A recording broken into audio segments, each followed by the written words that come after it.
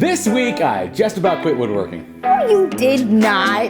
Pull down your tools, guys. It's time for a make or break.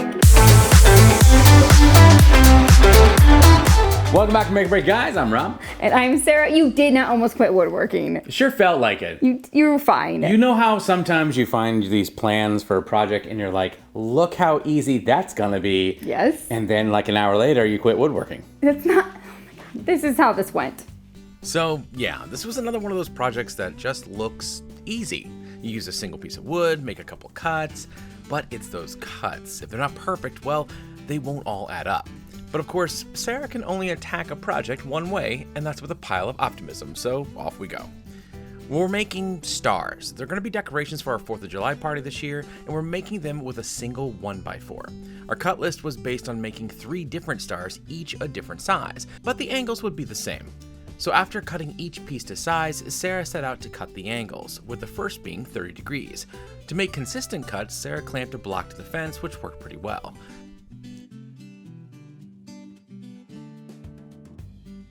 The second angle was 42. That's likely where this went wrong.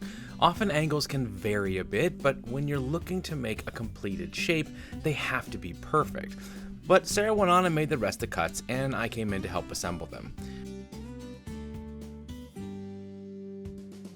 We first marked each one so we knew where exactly to put the glue. Then it was time to assemble, and this of course is where things got frustrating. I'm sure there's a clever way to clamp these weird angles and shapes together, but I don't know what it is. So we did our best to simply hold them together while the other person used our brad nailer to secure them. We were only mildly successful at this because not only didn't the angles work out just right, but we couldn't hold them together very securely. In the end, we decided to just do our best and see if they turned out. After the glue dried, Sarah decided to stain them in 3 different colors, and since they were for 4th of July, well, she chose red, white, and blue. And yes, if you get too close, you'll find gaps and imperfections, but when they're on display, they look pretty darn cute, so who am I to complain?